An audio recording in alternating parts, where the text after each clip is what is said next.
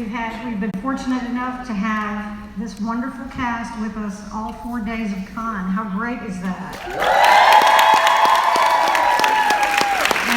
And one thing I need to let you know is that they will be doing one more autograph session. It's going to be just a short window of time. It's at from 3 to 3:30. So that means that, you know, after the panel, you'd have time to go over in the Marriott in the Walk of Fame. But that'll be the last, their last session before they leave us, and hopefully we'll see them again. Also, you guys know about our Battle of the UF Track Show fandoms, right? For raising money for the DragonCon charity. This is our Wynonna Earp canister, and no, it's not empty, but it's empty for right now. Wynonna Earp is currently in the lead.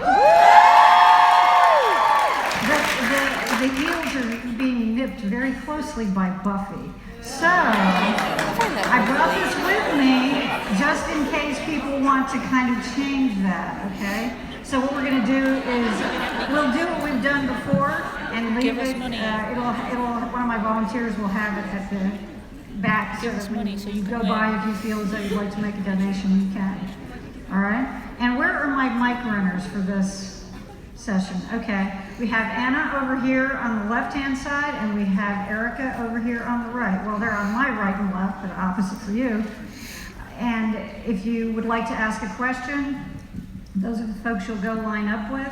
What I'm going to do is, after introductions, I will have one question for them. When I start doing that, that's your cue to go and start lining up, okay?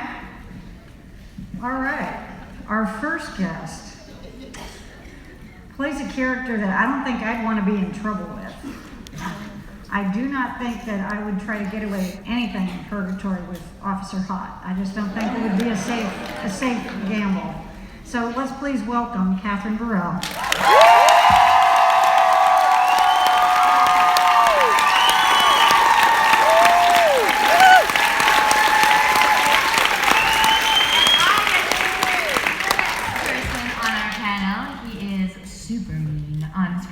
Sweetest man behind the scenes, ladies and gentlemen, Michael Eklund!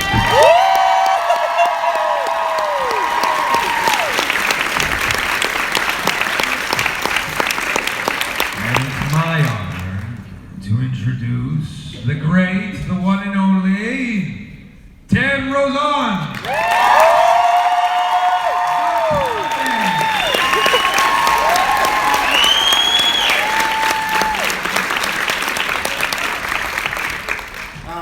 The honor of introducing the young woman who loves you like a boomerang, Dominique Provost-Chalkley.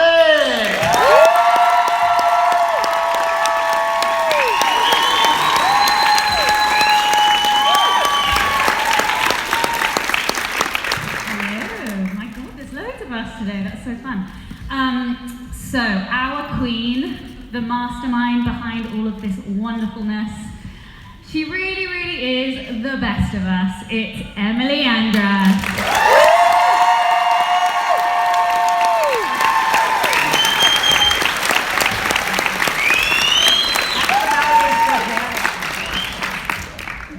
So very good. There's so many people still here. These are hardcore. Yeah, when it's Monday and they're still here, these are the hardcore folks. So yeah, nothing against anybody who had to go home early, but I'm just saying, if there's really. And so have you guys been having fun? Yes. So much fun. This is my first convention in my life. Wow. You started at the top. You're killing it. Yeah. It's been amazing. That's crazy. I did not know that. Yeah? Yeah. The first one? Have you enjoyed yourself? I loved every second of it. Well, I have a question for you while our people can see. Anybody who wants to ask questions in the audience, go line up with our mic runners, please. Oh, there they and, are. Yes. I know they just pop right on there. And my question for you is, has there been a favorite recurring or guest star character that you really enjoyed, whether it was the actor or the character? Tim, I have to tell you that I asked this question of Ksenia Solo a few years ago, and she chose Massimo. It was her favorite character. So I just wanted you to know that. But in any case, go for it. Who have been Does yours? the goo count? Sure, if you want the goo to count, we will count the goo. The goo. Well, I kind of am one of those guys, one of those recurring characters. I would say you're really. I think you're kind of clever. So you guys kind of. So I get to work with all of you guys. I haven't worked with any of the other Booker. Well, you know what I did? The widows. Yeah, they were great. Yeah, I really loved working with them. They were cool. That's my answer. Yeah, I would say we're super fortunate on this show that the guest stars just somehow seem to be affected of the magic that is Wynonna Earp. It's a special little family of pretty much good people and great fans, and like the guest stars just seem to be. I don't know if that's part of your audition process. That you're like, are you chill? Are you awesome? We have a no jerk policy. We do. We have a no jerk policy with Lisa. Yeah. So I don't know how you guys made it through. Wow. No, really. Yeah. Everybody. We But had great guest stars this year, I thought. Definitely. Yeah, Danny Kind is like such a legend. She's like so fun to work with. Megan killed it. Amazing. Rachel was great. Rachel came back. Yeah, Rachel. Brendan Farrer was great. He was a good guy. Harry, Patrick. Yeah, just honestly. Yeah. we're- Calamity we're Jane. super like. Total profesh. Yeah. No, I geeked out over Brendan. Oh yeah, he's such a good guy too. He was really When fun. I was younger, I watched Roswell. Yes. And I just thought he was like the coolest dude on it. Yeah. And then I heard he was on season 2, and I was like, well, that's cool. Yeah. He's really nice. Yeah. Really nice. And his first night was minus 27. We were out in the middle of the Badlands at like 2 in the morning, and he was a riot. He That's was Celsius. That's Celsius. Oh, I know. Like minus 2,500. Yeah. Nah. So I'm sure you guys have lots of stories about the winters in Calgary, but we'll save that for another time. Okay, we'll start over here with Anna. It's cold right now. Yes. Oh, look, it's Annie.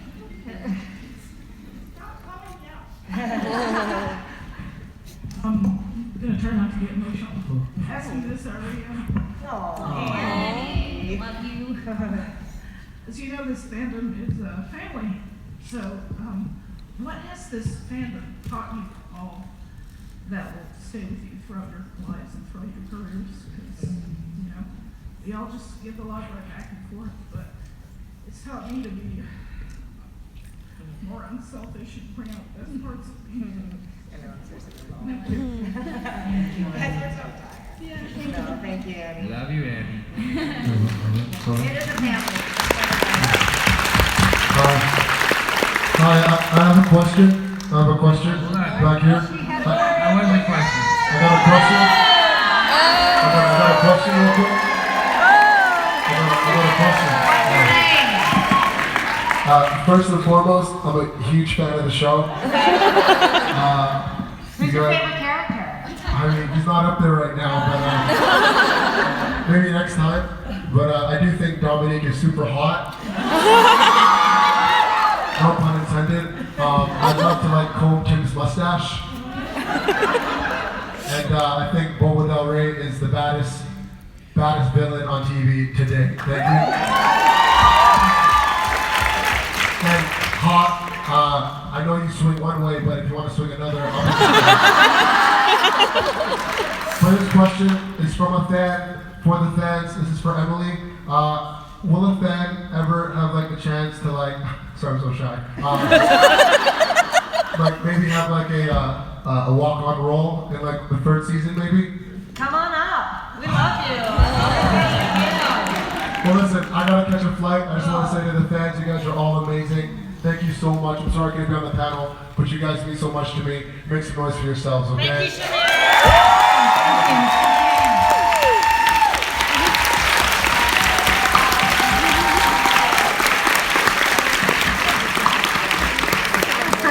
out where the rogue mic was coming from. I should know. Thank you, Shamier.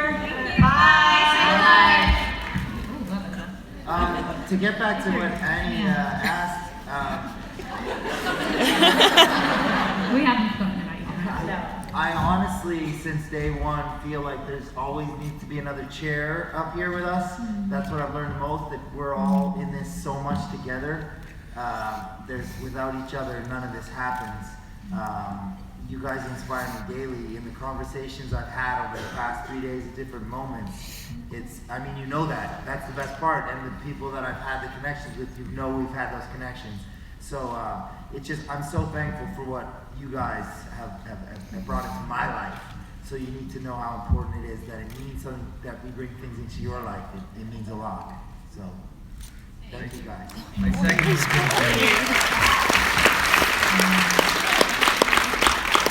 I've never been part of a show that has a family like this, and that's you guys. And I didn't even know if it was possible until I came here.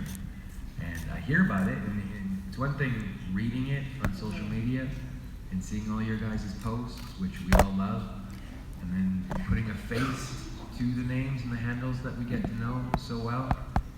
It's just been amazing to see, and I can't ask for a better family than you guys.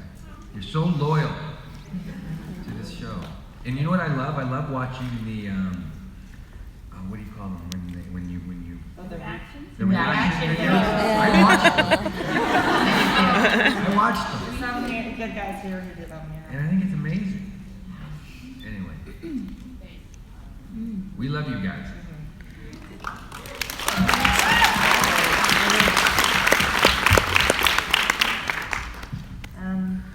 For me, I talk about this a lot, but the show is nuts. It's nuts, right? It's a crazy concept. It's very high concept.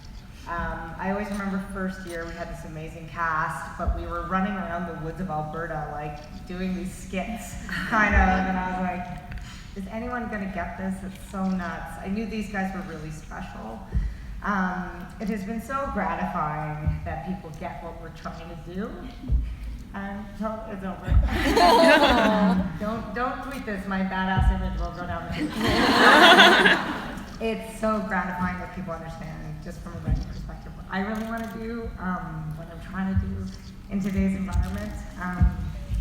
I'm so grateful that you guys are on board and you trust us, but you also understand that it can still be fun and entertaining, and there can be boobs. So I'm very aware of the responsibility you've given me. I always say I'm going to drive the bus. You can get off the bus, shoot the finger at the bus. But I'm always very aware of you all in the back of my mind. As we go into season 3, no pressure. So thank you so much, Annie. Goddamn.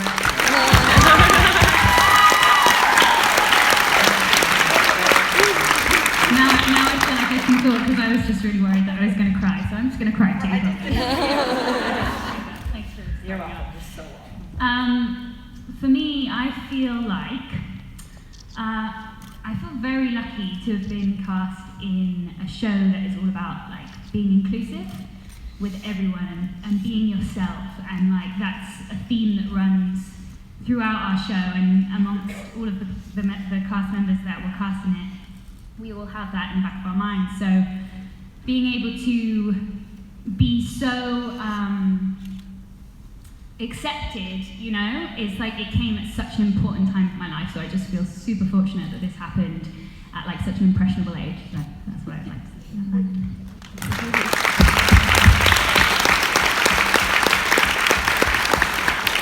Okay, Erica?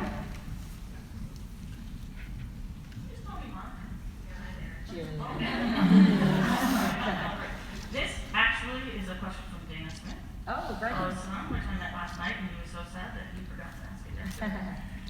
He wants to know that if Bo does another cameo, what each of you would have him do. Dance off with Tim.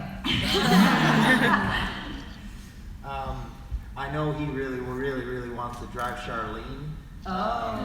That's the Camaro that Doc drives in season 2, not a human.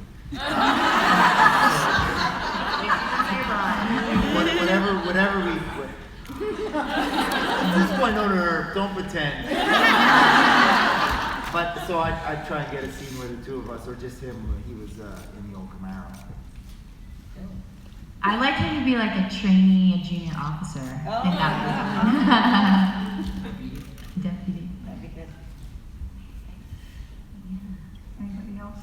Any other questions? It would be cool if we had him as Smithy. Oh, yes, Smithy from the comics. Because We love that's- that. Mhm. Hi. Part of the reason I think me and a lot of people in this room appreciate what you guys are doing so much is because of the climate we're in right now. It kind of feels a bit like a dumpster fire. So I wanted to know that if you had to pick one theme or idea or thing from the show that gave you hope for the world moving forward, what would that be? That you can choose your own family. Yeah.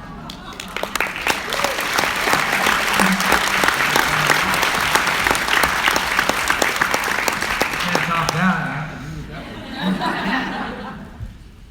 I'd say just one thing I'm always trying to write is you can choose who you want to be versus what people tell you you are. Yeah.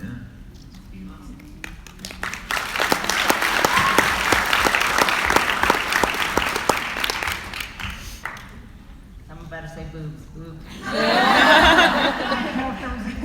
Just yell it out, guys, if it gets too serious up here. Okay, over here, Anna. Oh, okay, you got them, I'm sorry. Everyone's questions are so lovely, and then I'm just going to ruin everything. This question is primarily for Kat. Oh God. Do you think that Nicole knows that Waverly cheated on her? And what do you think? Bring it. What do you think her reaction was? Did she? Cheated on her. I think she totally knows. I think Waverly was probably really honest with her, and I think she was like, honey, it's okay. Like, I think Nicole's in a mature enough place in her life where she knows the difference between like love and lust and a mistake and an immediate apology. I think Nicole is in such a like solid, confident place that she understands where that would have come from because she knows where Waverly's at. So yeah, absolutely, I think Waverly told her. I love you, Kat.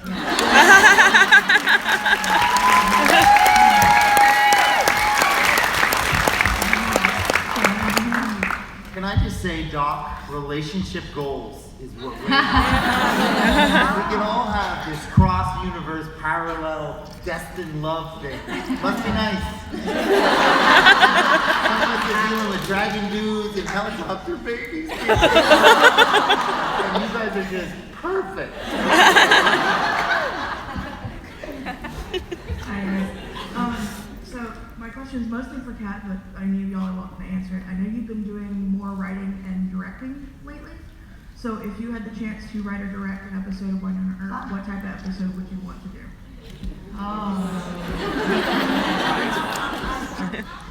Listen, Wynonna Earp is a very challenging show to direct, and I would have to work my flippin' ass off to be in a place where I'd be ready to do it justice, because I would be super hard on myself. But, oh man.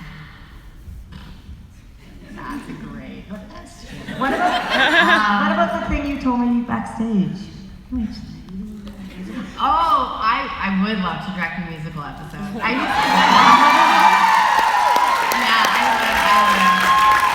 went to school for musical theater for a year. I don't know if anybody knows that, but I thought I was going to be in musicals. So yeah, I would love to do that, but I would love to do anything on the show. I think I'm so fortunate in my career where I get to work on two extremely female-driven, female showrunner, like women power shows that I just feel so fortunate. So to get to take on another hat would be like the best. So Maybe you could put Bo in the musical episode. yeah. Make him sweat. Okay, this is actually for Emily.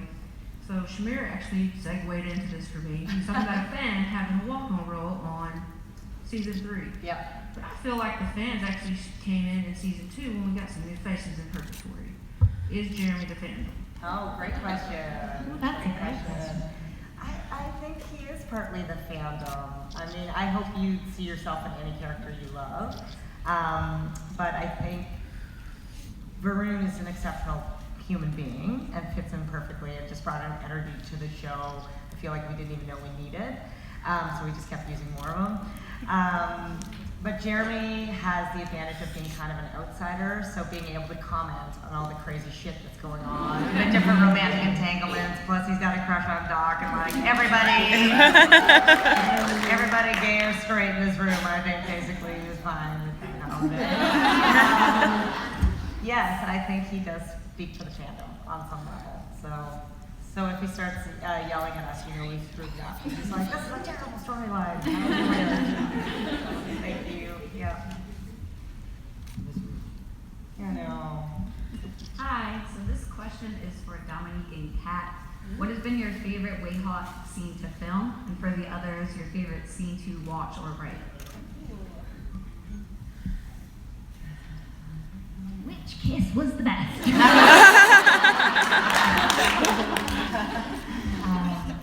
I really like doing the baby shower, actually. Like, I really loved a scene that felt like domestic Way Hot.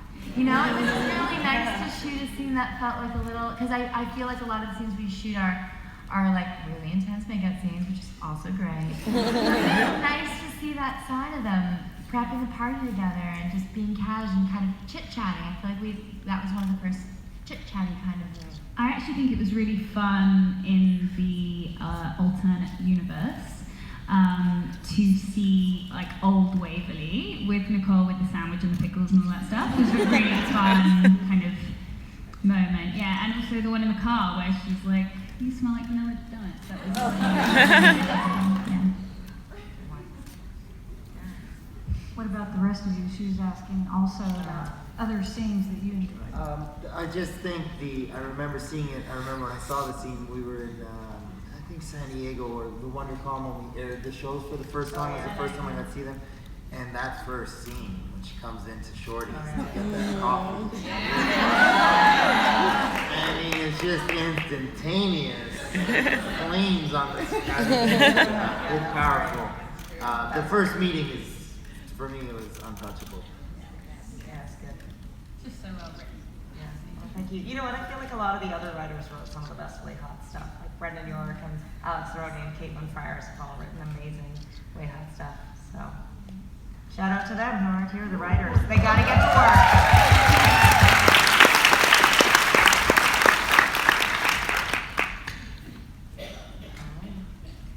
Hi guys. First of all, thank you all for being so amazing this weekend. We all really appreciate it. Oh, thank you for coming. What are you talking about? Thank you guys. Yeah. Okay, so we just had a question about Jeremy, so I got I'll see that. Good. Because I was all I explained this yesterday. Every time I tell people about it, people had opinions. No matter where I was. In this fandom? There would be this very thoughtful discussion about what people thought of her. So I need to ask Emily, how did it start? How did that character start? Did you know that she was going to have this arc in the season? You just knew to bring someone to get Doll's medicine, and then we just grew from there. This character just doesn't happen that often, but I really love Tamara Duarte, and she has auditioned, I think we heard yesterday, she auditioned for Wynonna, she auditioned for Waverly, she auditioned for Bobo, I made that up.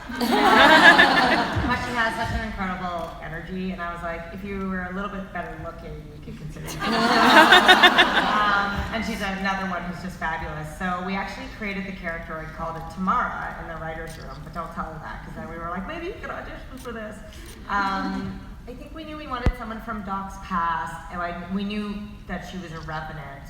We thought that she would probably end up betraying the Earp sisters in one way or another. What I didn't expect, and this is not leading, is how empathetic and sympathetic Tamara would make that character. Like, I really think that Rosita, like, hopefully all the female characters and all the characters, period, on our show was three-dimensional. I think she has a lot more in common with Wynonna than maybe Wynonna realizes, and that she will do whatever it takes to survive. So I hope we haven't seen the last of her.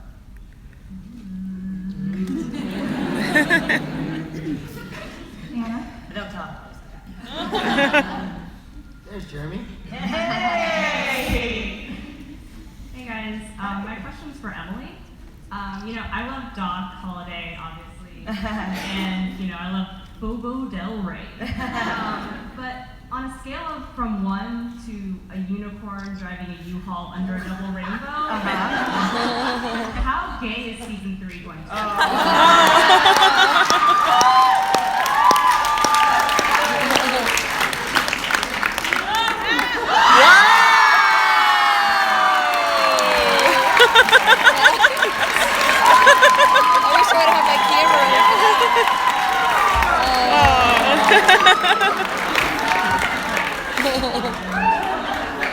We actually slipped some of that stuff into our scenes, but they're the deleted features. Is that gay?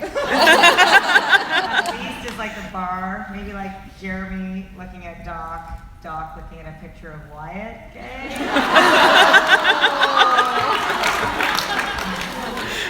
Fairly. Knock up that U-Haul, come on by. Okay, Erica? Hi everyone. Hey, Doc. Hey. Hi. I had a question for Emily and Tim. Did Rosita and Dot have a romantic? I could be wrong, so I wish Emily was talking now.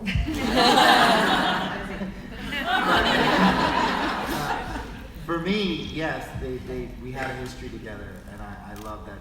It was kind of only Tamara and I kind of made up what our history was. That I think Tamara was from Doc's time. I don't know if I'm wrong. Like again. No, you're good. Oh, I'm good. Yeah. So we were like, yo, we used to have a thing for sure. Because I love the fact that I think Doc, he knew that she was a Revenant the whole time, 100%. So if you like season 2, if you watch it again, Doc knows. Yeah. And I love that she trusts him enough because a relationship again didn't have everything that other love stories had, but we did have that trust in each other that we knew each other's worst things because she knew the worst about Doc and I kind of knew the worst about her, but it was okay because we accept no matter what. So there's that. That's a good love. I think that's great. Yeah, no, I think you're totally right. They definitely had a romantic history, and Before we go on to our next question, all these great costumes, I forgot to ask, everybody who's in any kind of Wynonna Earp cosplay, stand up and let's see it, please. Oh, yeah. We've got some folks.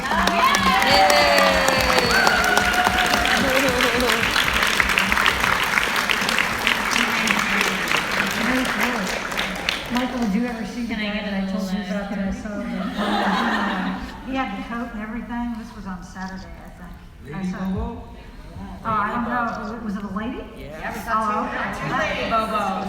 Oh, I only saw the person who was Look what she did to That's her. okay.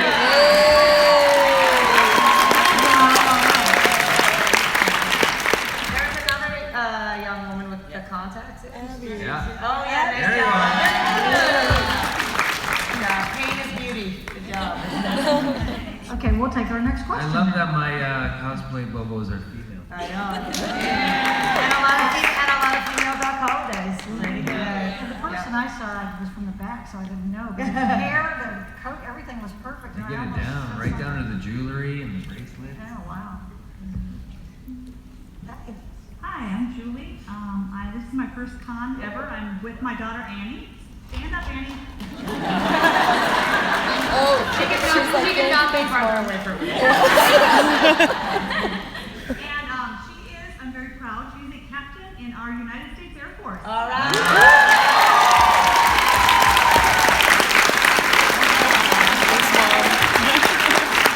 Thank you for your service, Annie.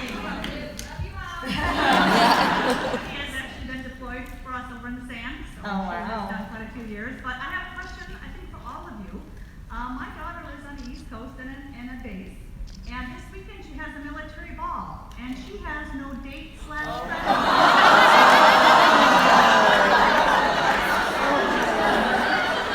dying. She's dying. Poor Annie. You're in it now, Mom. Keep going. Okay, that's sad. She needs a date? Yeah, she needs a date for the military ball. It's free. You get Where is it? Where is the military ball? Dover, Delaware. Who lives in Delaware? She's gonna blow up Twitter with it. I mean, blow it up. Hashtag Twitter. Wait. Now, I will say this. A bunch of people on this panel are going to London next week for ErpCon. But Annie, if you could take someone, who do you want to take? Really? I got a couple Lady Bobos who could sell it. Thanks, Mom. I don't Just think about it. You can Twitter me. Okay. You can Twitter me. Twitter her. Twitter her.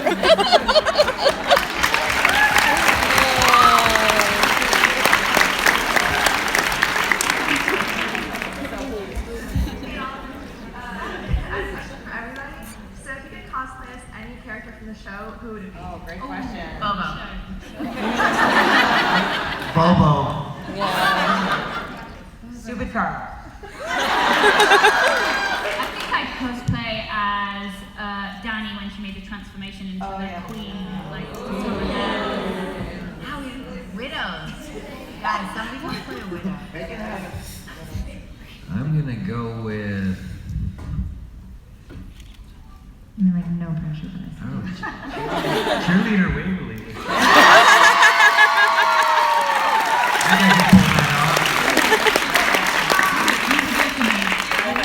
I got long legs. Would you shave them, though? I already do. Use conditioner.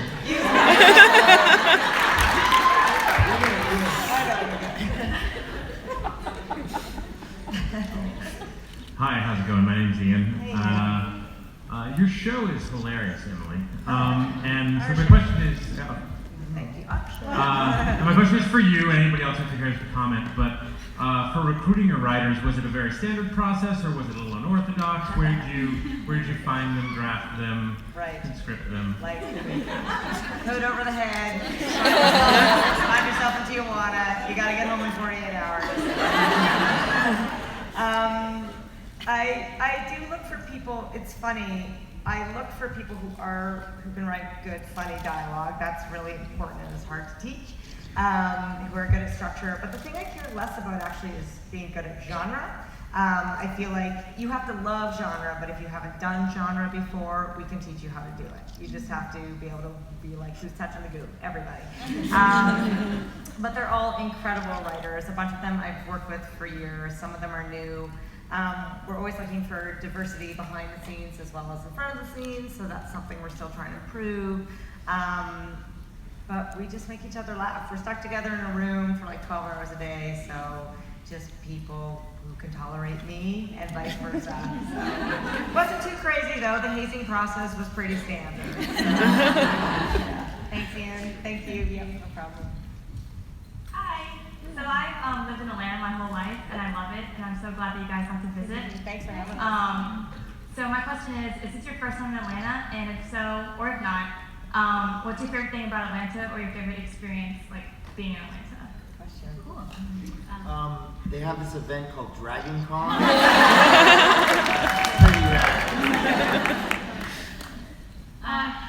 Go. Tell your good thing. You had a great experience. I arrived a day early, so I always like to make the most of my time wherever I go. And I took myself on a little date and went to a really great area where there were rainbow streets. So I was really excited about that. And I took myself to a place called Cat's Cafe. I don't know if anyone's ever been.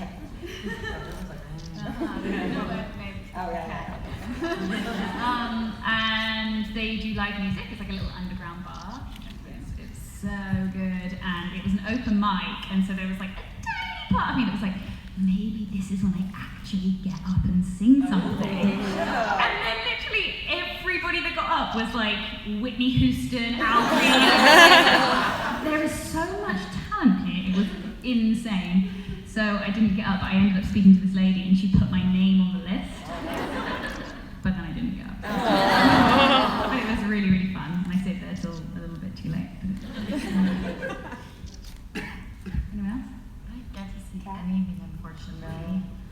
But the hotels, the backstage area, really nice.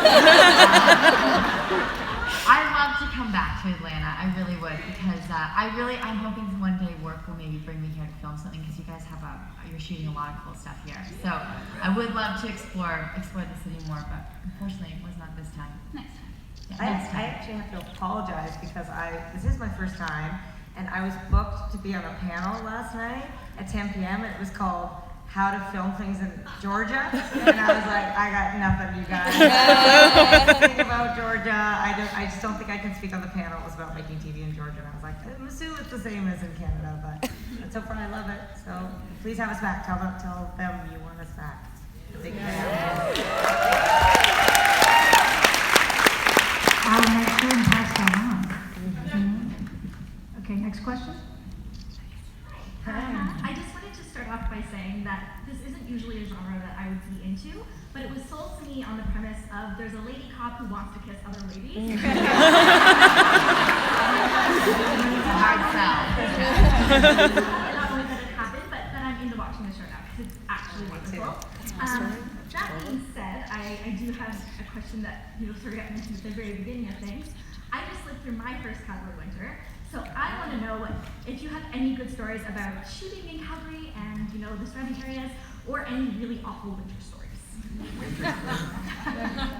Calgary is so. I think Calgary and the mountains are like another character on our show. Yeah. I really do. I feel like the landscape on the show is so breathtaking. And we are so lucky to get to, we shoot up at this ranch and quite often, and we drive up and we see deer and all these animals and like, not foxes sometimes, but Calgary is so beautiful. I do remember a few nights being outside where our cameras froze though. Do you remember the scene, Kat and I did the scene in the barn where,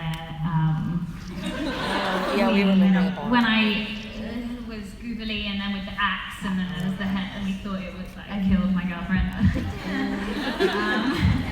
That scene was like on the edge of intolerable. I remember Kat was like, I'm gonna die.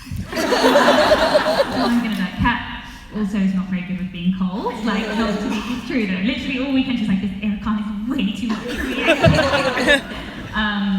But we would just be like warming each other up in between takes because it was so cold. And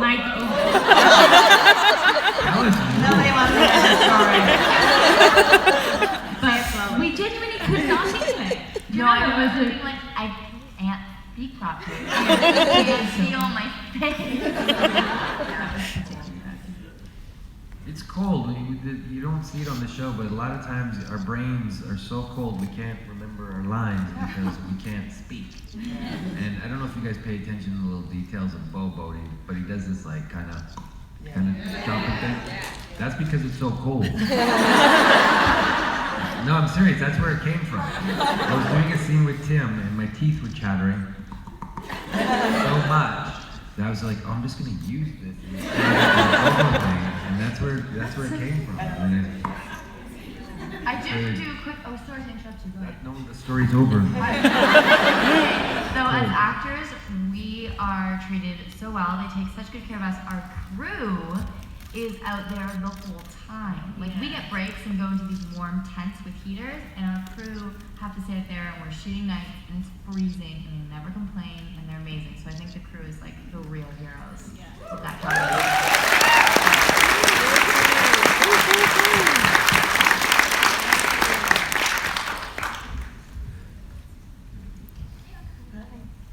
So the song "Write My Story" has become part of my personal mantra.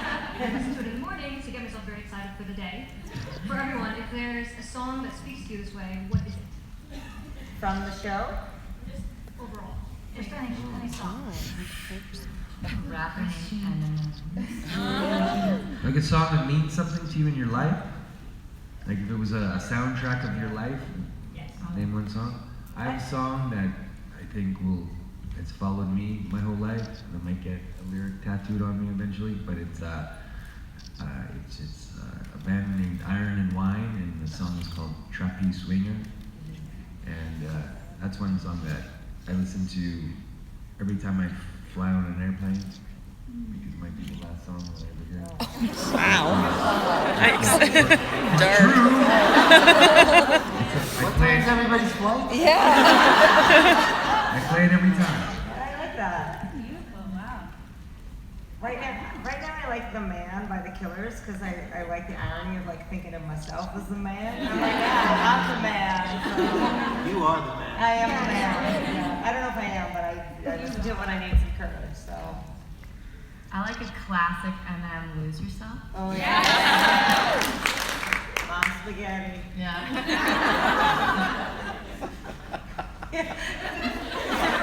Typical. Anybody else? Do you have a song, Tim? Well, I actually used to have the note tattooed on my arm. I got it removed. You can still kind of see Because it a you little hate joy bit. in music now? Why did you remove it? For TV, getting tattoos covered is a real pain in the it was Here Comes the Sun from the Beatles. Kind of my, really, it's not bad if you ever heard of them. I like a song that my granddad used to sing to me, which is You're My Sunshine. It's like, it gets me crying every time. Thank you. Anna?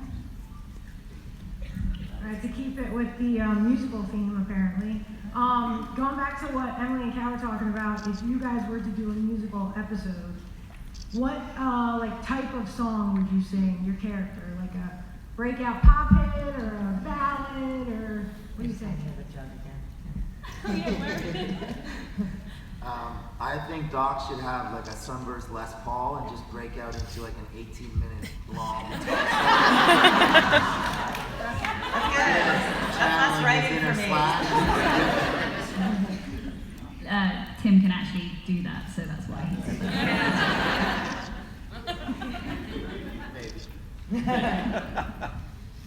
Bobo would sing Leonard Cohen, Hallelujah. While dissecting someone. While climbing out of a well. Putting somebody in one. I guess the classic would be Waverly would do like a boppy pop number, but we would, A boppy pop. Tim, a boppy pop number. But Emily, what songs would you give them? What kinds of songs would you give them?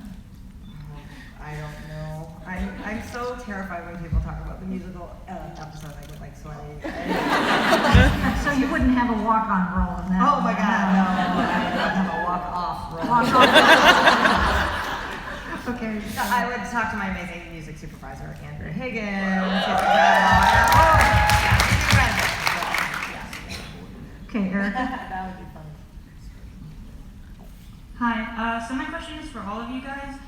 So you guys pretty much play heroes, and then there's Bobo. He's a hero. Although Emily's really good about kind of blurring the lines of, the gray areas. Everybody's got to do what they got to do. But my question, if you could only choose to play a hero kind of character or a villain kind of character as your role for the rest of your life, which would you do and why? Villain. I made a career off of it. I would choose a villain too.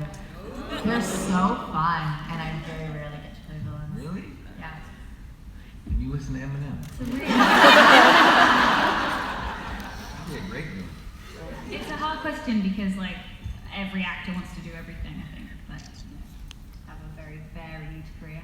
But I think I'd probably say villain as well. After playing Googly, I was like, this is so fun. I really want to be a hero. Maybe one day. Thank you. And Emily, in your case, which is the most fun to write? I like them both. I think villains are really hard to write. That's the truth, to make them really well motivated. I really love what Michael says, if I'm going to quote you. I like that Michael always says villains don't think they're the villains. Is that right? They just want what they want. I think that's really good. I've tried to internalize that, so thank you. That, but sometimes the best villains too, you don't know what motivates them. They just never stop, so. They're motivated by the same thing heroes are motivated. Yeah, I think that's right. They're no Nobody different. thinks they're the villain, right? They don't wake up every day and think, I'm a villain today. What am I going to do that's really bad? They're motivated by love and fear and everything else. Greed. Hunger. It's all hard. Writing's hard.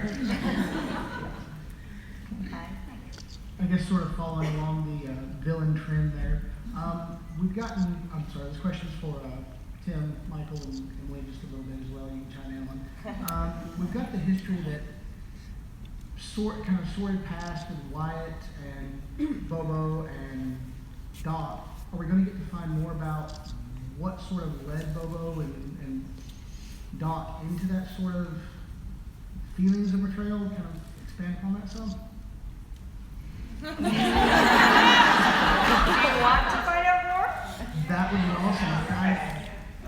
I think your actors here, they play that up really well. That there's a lot of history there that we've not delved into yet. They did a great job in that episode, don't you think? Yeah.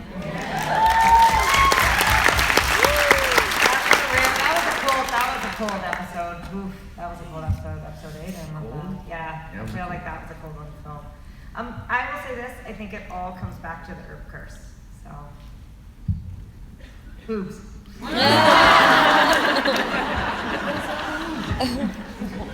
Look, I gave you one with the Rosita backstory, okay? Just, can't give away too much. I will say this, when you see scenes between me and Tim, you know, we have this ongoing gag, you know, who's gonna mess with each other's hat.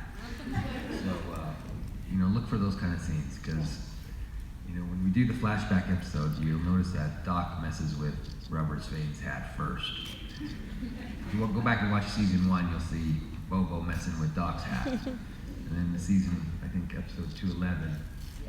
Yeah, 212. 212, I take his hat, throw it between his legs. So we're always messing with each other's hat, because back in the West, you never messed with the cowboy's hat. It was a big deal. Yeah. And the hat takes a lot of abuse. And we don't tell each other what we're gonna do.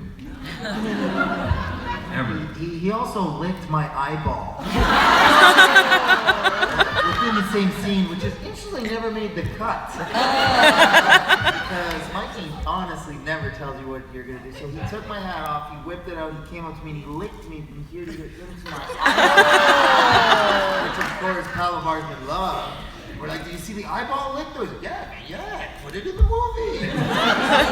So, and then the close-up, well, we established it, so, and then it never made the movie. Which means I can use it again.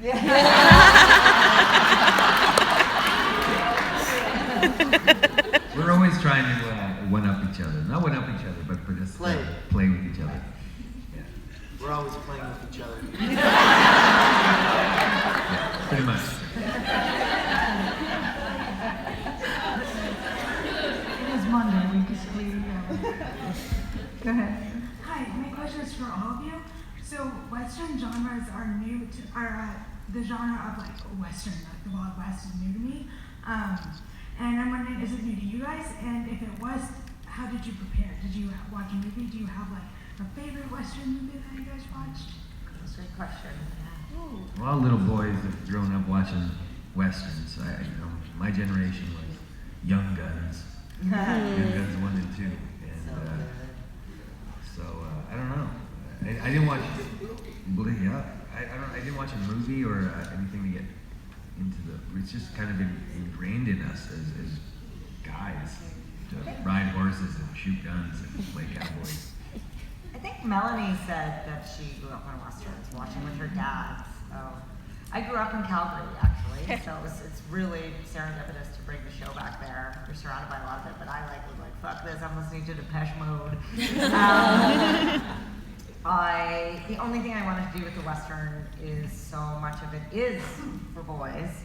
So I just wanted to take all that and flip it on its head and make it for lesbians and ladies. So.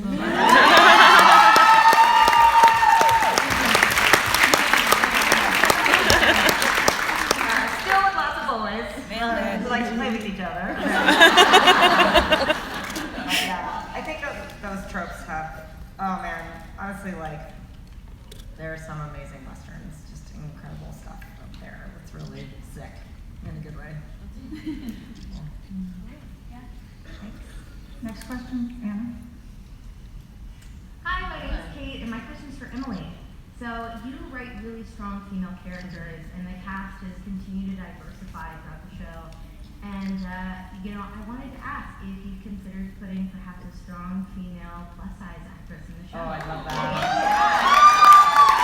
If you have, who would be your favorite picks to include in the show, actress-wise? Oh, actress-wise, it's hard. I would love to. Someone, they might still be here, gave you the most amazing comic. They're still here, called Faith, about a plus-size superhero. Yes, thank you so much. I can't wait to read it. We had talked about it, and she brought it for me this time. There's one character in the comic book called Valdez, who's really huge. She's like tall, but I would love to just go big and beautiful for her, but the casting would have to be perfect. I don't know. I feel like, completely frankly, I feel like actresses and actors who are, particularly actresses who are plus size, still struggle to get cast, but I would love to cast someone who's plus size, but not have the story be about them just being plus size.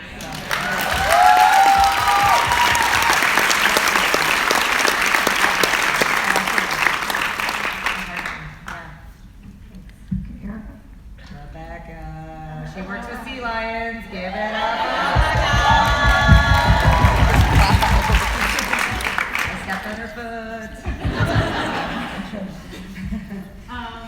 I just wanted to say, Mr. Bo Smith is watching Bonnie's Periscope. Hey! We got plans for you. If you guys could say one thing to him right now, what would you say? I miss you. I owe you everything. We love you so much.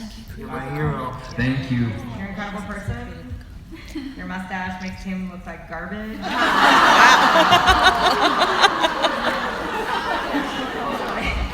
Wow. We love him. What a gracious, brilliant man. Yes. We'll try not to screw it up. We talked to how to go. Hello, Bo. Let's everybody in the audience say hello to Bo. Hey. Original Bo. I think we have time for one more question. The last question. I really like live cooking with everyone on Fridays, and this year Allison Baker did a great job of doing behind the scenes. It's one of my favorite things to watch. Do you guys have a favorite behind the scenes moment or a blooper or something? Favorite Allison moment? Yeah. Favorite Allison moment? No, behind the scenes. Right. Oh, okay. I thought you said behind the scenes Allison moment. Favorite Allison moment. I mean, when I saw that they captured the cheetah, that was like one of the only times where I could not say it for the life of me. The funny thing about it is that before the reason why I laughed so much on that behind the scenes is I just told Mel that I was like, I'm gonna say cheetah. I really think I'm gonna say cheetah. I can't say it. And she was like, what are you talking about? I was like, because it's Rosita Cheetah. So I'd prefaced with that, and then when it happened, we did a few takes that were fine, and then I was into it and not thinking about it, and then it just came out. It was like one of the funniest moments. Allison Stewart, we would be so screwed without Allison. She's like our chaperone at these things. She gets us through Comic-Con. She's on set with us all the time. She's in Calgary, like in field with us. She cares so much. She cares so much. We owe a lot to Allison and her hard work. So, yay, Allison. Thank you.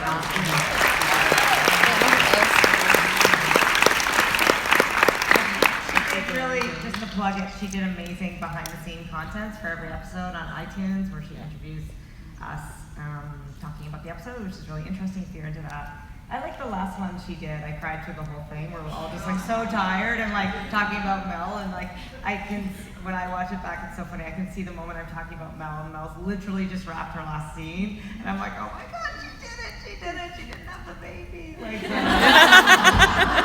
I can finally say it out loud. Like, oh my God, that was so scary. Yeah, she's incredible. Yeah. Thank you. Guys, thank you so much Thank for you coming. guys so much.